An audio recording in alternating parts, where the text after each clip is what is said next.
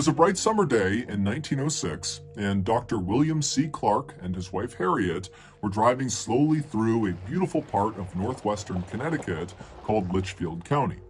Litchfield is a rural, very hilly area with lots of winding country roads, and the Clarks were there to try to scout out an area to build their second home. The couple lived full-time in New York City, where Dr. Clark was an oncologist, which is a cancer doctor, and he was also a professor at the Columbia College of Physicians and Surgeons. And while the Clarks' lives were very exciting and fulfilling in the city, they were also very hectic and chaotic, and so the reason they had settled on Litchfield as the place to look for a location for their second home is because it was the total opposite of the city. It was quiet, it was peaceful, it was perfect. And so as this couple from New York City drove along these winding backcountry roads, they eventually reached this beautiful covered wooden bridge, and after they drove across it, they got this view up onto this mountainside off to their right, and high up on this mountain was this huge, shaded, beautiful forest. And they saw there was a road that appeared to kind of spider off and go into these woods.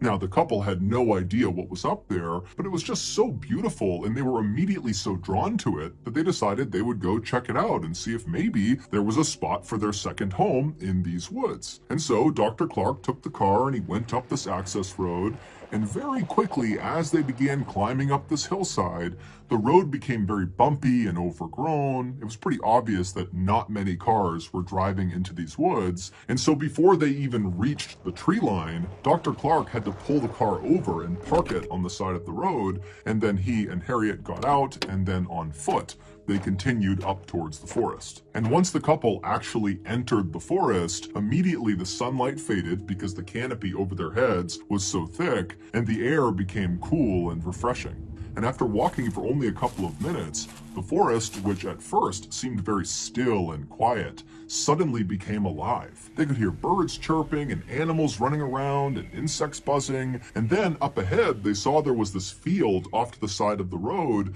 that was full of all these wild apple trees growing in all different directions.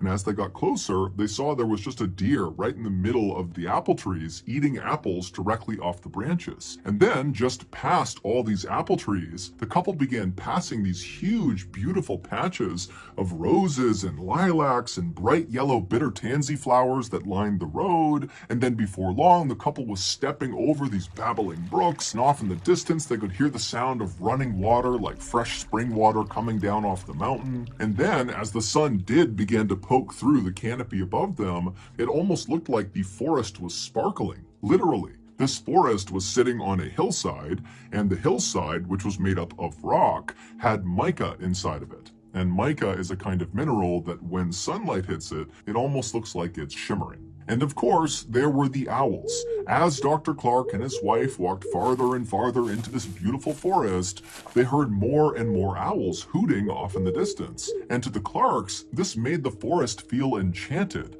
It was like the owls were personally greeting them. By the time the couple had turned around and begun heading back to their car, they had already made up their mind that they were going to build their second home in that forest. And so, after returning to their home in New York, they promptly put in the paperwork to purchase 1,000 acres inside of that Connecticut forest. And that forest had a name. It was called Dark Entry, and it was named that because it looked like from the outside, the forest was basically dark all the time. There was shade cast on it from mountains nearby, and then also the canopy inside of Dark Entry is exceptionally thick. At one time, there actually had been a town inside of Dark Entry Forest.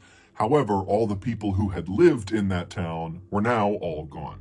The only remnants of this town were a couple of crumbling stone walls and a couple of home foundations that were scattered about the Dark Entry Forest floor. The Clarks had seen some of these ruins as they walked along this overgrown path through the forest, but they weren't concerned. Instead, they felt like these ruins actually added some charm to the forest. After the land purchase was finalized, Dr. Clark began looking for local builders in Connecticut who could help him build this second home inside of Dark Entry Forest. But no matter how much money he offered these local Connecticut builders, they all said no. Now, none of them gave a straight answer to Dr. Clark about why they were turning him down, So Dr. Clark just kind of assumed that, hey, this project is not huge, it's just one house, and the forest is pretty isolated and hard to get to, and so he thought, probably these builders think it's not worth the effort. But Dr. Clark was not discouraged. He decided he would just build the house himself. After all, he was a very handy, competent guy who had grown up on a farm in New Jersey, and so he knew how to build things. And so, for the next several months, Dr. Clark would travel from New York City to Dudley Forest every weekend, and he would build this home. First, he cut down this massive swath of hemlock trees on this one flat patch of his land, and then with all this lumber he had cut down, he built his rustic two-story cabin on this flat part of his land.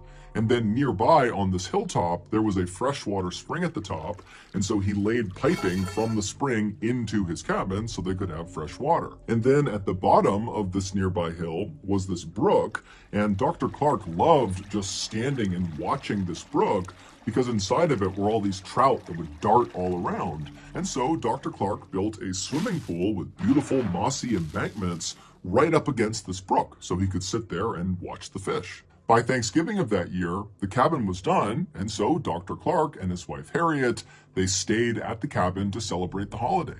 And as they were sitting in their swimming pool watching the trout and listening to the owls hoot off in the distance, they both agreed that this second home was like their little piece of heaven. So every summer from there on out, and every major holiday that they could manage it, the Clarks would travel to their home in Dark Entry Forest, and they would swim and hike and relax, and they'd watch the leaves on the mountainside turn from green to bright yellows and oranges and reds. It was perfect. That is, until 1918. That summer, the couple was in their second home in the forest when Dr. Clark was suddenly called back to New York to attend to a medical emergency. Harriet was very upset at the prospect of suddenly being left alone in this cabin in the middle of the forest by herself for who knows how many days. And so when she dropped her husband off at the nearby train platform, she made him promise that he would come back soon, and he said he would. And then Dr. Clark got on the train, it took off, and Harriet just stood there with her arms crossed, watching it as it chugged along off into the distance. From his comfortable seat on that train, Dr. Clark had no idea that his wife was about to endure a nightmare while he was gone.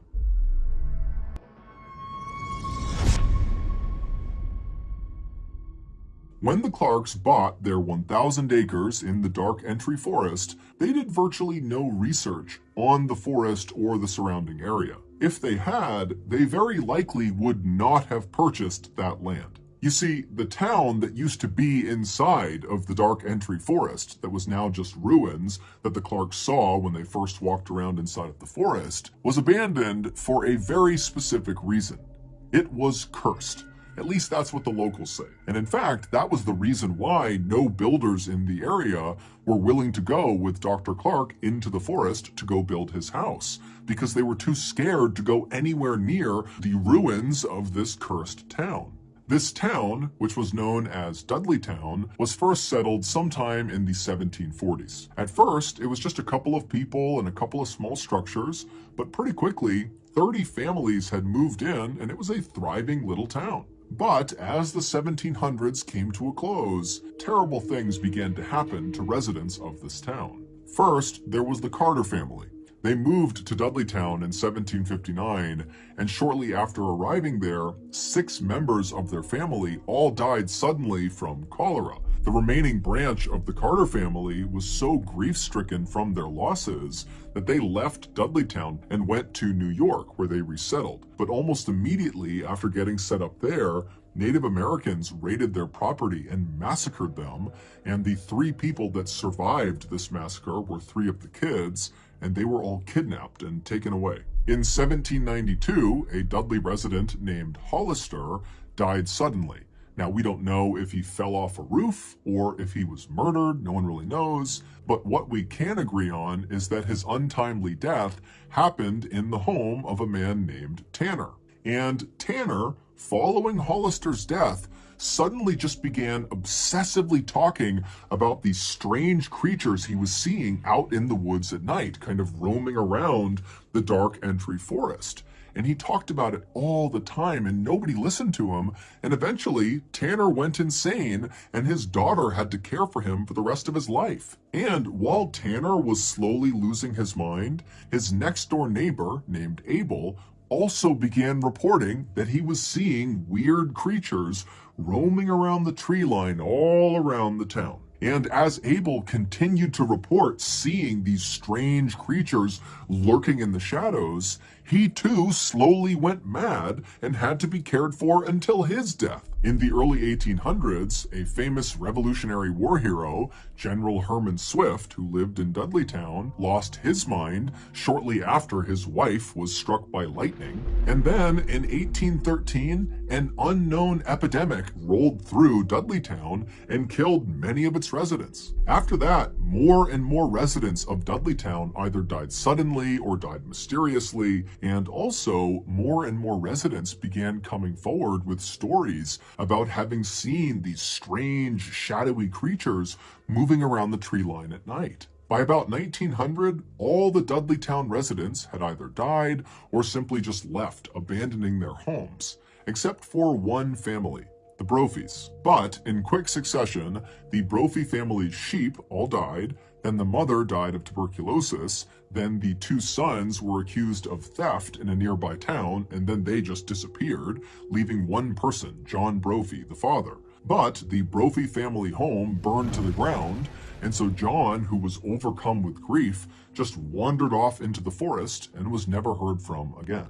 At that point, Dudleytown officially became a ghost town. No one lived there. And it was at that point, in 1906, when Dr. Clark and Harriet had their beautiful summer's day walk through the forest and discovered where they wanted to build their second home.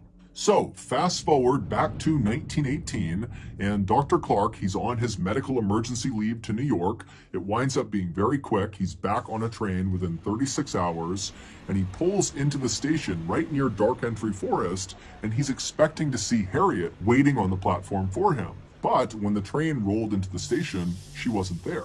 Now, Dr. Clark was not a superstitious person, but for some reason, when he didn't see his wife there, he just felt like something was off. There's no reason she wouldn't have come out here to greet him. I mean, she was worried about being all alone in the cabin, and she knew he was going to be arriving at that moment. And so, feeling a little bit panicked, Dr. Clark left the train station and on foot made his way over to the Dark Entry Forest. And when he got there and began walking on that overgrown road path that led to his house, immediately, as soon as he was within the shade of the trees, he began hearing these owls hooting very loudly off in the distance. Now, normally, the sound of these owls hooting made him feel welcome, but this time he felt scared. He felt like something was wrong up ahead. And so he began jogging through the forest. And it's very dark, and all he can hear is the sound of these owls, and it's getting louder and louder and louder. And then finally he reaches the clearing where his property is. And at this point, it's a cacophony of owls hooting practically right on top of him. And he looks up towards his house up on this hill, and he sees the front door is slightly open. And so now, with his heart racing, wondering what's going on with his wife, Dr. Clark runs up to his front porch. He gets to the door and he flings it open the rest of the way. And then right before he stepped into his house, this sudden high-pitched noise began up on the second floor inside of his house. And it was so startling to Dr. Clark that he just froze where he was. And so suddenly it's so loud from the owls all around him and the woods behind him and whatever this noise is that he just stood there unsure what to do. And so as he's sitting there getting the courage up to go investigate his house, he realizes what this high-pitched noise is. It's the sound of maniacal, insane laughter coming from the second floor. Sensing his wife had to be in danger, the doctor charged up the nearby steps up to the second floor, and he could tell this laughter, this high-pitched laughter, was coming from the master bedroom. And so he ran down the short hallway. He got in front of the closed door that led into the master bedroom. He slowly opened it up, and there in the back corner of his room was his wife. She was on the ground, rolled up in a ball, facing the door. Her hands were clenched in fists, her eyes were open and unblinking, and her mouth was open wide wider than was humanly possible. And as he's staring at his wife, wondering what's going on, he realizes this insane high-pitched laughter is coming from his wife. But it doesn't even look like it's coming out of her. Her chest is just heaving, her mouth is staying open, and the laughter is just coming out of her. And so the doctor just stood there watching his wife, who's staring directly at his eyes. And finally, he just got so scared, he turned and he ran. During Dr. Clark's 36 hours he was away in New York, something happened to his wife. We don't know what it was, but it caused her to lose her mind. The only thing she would talk about was the strange creatures she saw out in the forest. By some accounts, Harriet spent the rest of her life in a mental asylum. By other accounts, she went back with Dr. Clark to New York, where she took her life. Today, Dudleytown is not only still abandoned, but it is also illegal to visit. However, people do still sneak into Dudleytown and walk around the ruins, and many of them have reported feeling these pockets of cold air where there shouldn't be cold air, and also some others have said as they've been walking, they've felt phantom hands slap them and push them. Some have said they've taken photographs inside of the dark entry forest near Dudleytown, and they've captured strange, shadowy figures that they couldn't see with their naked eye. The famous paranormal couple, Ed and Lorraine Warren, shot a special series in the 1970s inside of the dark entry forest, and they declared the area around Dudleytown was demonically possessed.